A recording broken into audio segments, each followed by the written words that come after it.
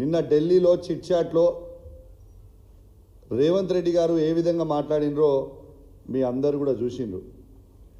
స్వయంగా ఒక ముఖ్యమంత్రి స్థాయిలో కూర్చొని ఫోన్ ట్యాపింగ్ చేయడం అనేది చాలా కామన్, అధికారులు ఫోన్ ట్యాపింగ్ చేస్తారు అని చెప్తా ఉన్నాడు. ఇన్ని రోజులు కేసీఆర్ గారి మీద, కేటీఆర్ గారి మీద, హరీష్ రావు గారి మీద బురద జల్లే ప్రయత్నం చేసిండు రేవంత్ రెడ్డి గారు అనేది స్వయంగా ఢిల్లీలో బట్ట బయలైపోయింది. ఆయన నోటితోనే ఆయన్నే చెప్పిండు.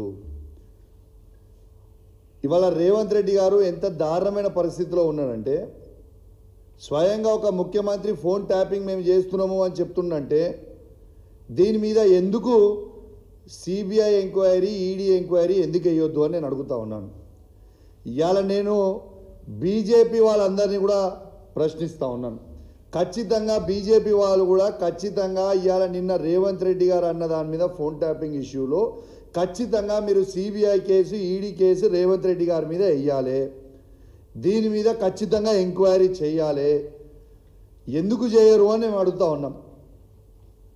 ఇవాళ ఒకటే ఆలోచన చేయండి.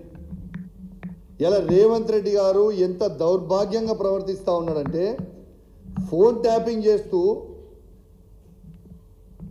అఫీషియల్గా ఆఫీసర్లు ఫోన్ ట్యాపింగ్లు చేపిస్తూ ప్రైవేట్ హ్యాకర్లను పెట్టి మా బీఆర్ఎస్ పార్టీ నాయకుల ఫోన్లు అందరివి, కేసీఆర్ గారివి, కేటీఆర్ గారివి, హరీష్ రావు గారిది, మా శాసనసభ్యులవి, మా శాసన మండల సభ్యులవి, మా పార్లమెంట్ సభ్యులతో పాటు కాంగ్రెస్ పార్టీ మంత్రులవి, కాంగ్రెస్ పార్టీ శాసనసభ్యులవి, కాంగ్రెస్ పార్టీ ఎమ్మెల్సీలవి కూడా ఇలా బీజేపీ పార్టీ సంబంధించిన ఇద్దరు మంత్రులు కిషన్ రెడ్డి గారిది, బండి సంజయ్ గారిది, మరియు ఉన్న బీజేపీ పార్టీ ఎంపీలవి అందరివి కూడా ఇవాళ రేవంత్ రెడ్డి గారు ట్యాపింగ్ చేస్తున్నారని స్వయంగా ఆయననే ఒప్పుకున్నాడు నిన్న చిట్ చాట్లో. మరి దీని మీద కేసు ఎందుకు కావద్దు? ఖచ్చితంగా దీని మీద కేసు కావాలని నేను డిమాండ్ చేస్తూ ఉన్నాను. ఇవాళ ఎన్ని రోజులు అబద్ధాలు ఆడుతావా? అసలు రోజు ఒక డ్రామా. ఇవాళ అసలు నువ్వు ఇప్పుడు దాదాపు ఈ నవంబర్ వస్తే 2 years అవుతుంది. అసలు కొత్త ప్రాజెక్ట్ కానీ కొత్త స్కీములు కానీ ఒక్కటన్నా నువ్వు చెప్పినవి ఇంప్లిమెంట్ చేసినావా? ఎంతసేపు ఒక డ్రామా చేయడం తప్పితే ఖచ్చితంగా రేవంత్ రెడ్డి గారి మీద ఎటు పరిస్థితిలో ఈడీ, సిబిఐ కేసు ఈ ఫోన్ ట్యాపింగ్ ఇష్యూలో పెట్టాలి.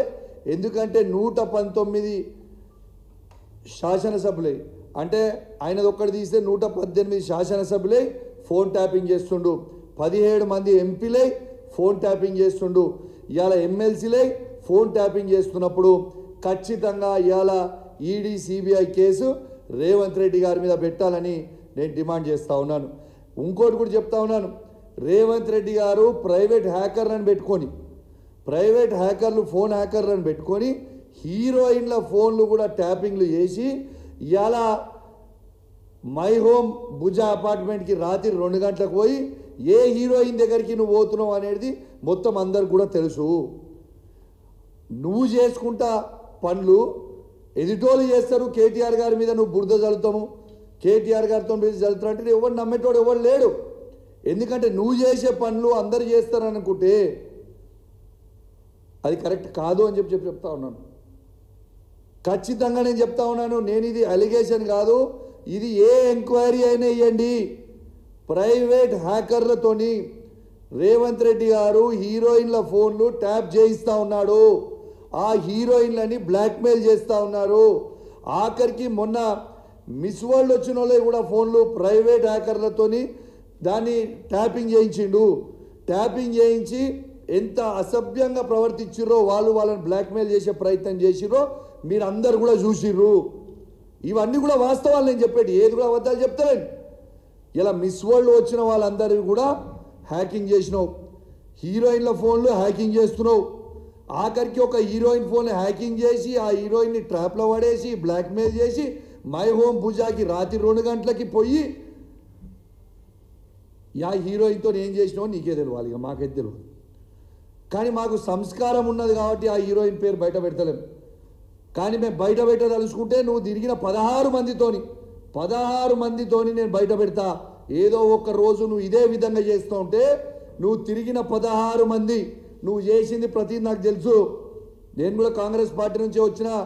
నువ్వు ఏమేమి చేసినావు, ఎక్కడెక్కడ చేసినావు, జూబ్లీస్ లేయడం అనుకున్నావు, దుబాయ్ లేయడం అనుకున్నావు, ఢిల్లీ లేయడం అనుకున్నావు, అన్నీ తెలుసు మాకు కూడా. నువ్వు చక్కగా రాజకీయం ముఖ్యమంత్రి లెక్క బిహేవ్ చేసి చక్కగా రాజకీయం చేస్తే చక్కగా మేము కూడా చేస్తాం. నీ నోటికి వచ్చినట్టు పర్సనల్ విషయాలు పర్సనల్గా ఉన్నా లేకున్నా ఉండని మేము కేటీఆర్ గారి మీద బురద ఊస్తాం, మేము కేటీఆర్ గారి మీద బద్నాం చేస్తామంటే ఇక్కడ ఊకునేటోడు ఎవరు లేడు. ఇవాళ కేటీఆర్ గారు కడిగిన ఆనముత్యంలాగా బయటికి వస్తాడు. ఇలా ప్రజలందరూ కూడా కేసీఆర్ గారు, కేటీఆర్ గారు, హరీష్ రావు గారు కావాలని కోరుకుంటా ఉన్నారు. నీ చిల్లర రాజకీయం వల్ల ప్రజలు కూడా ఫెడప్ అయిపోయారు.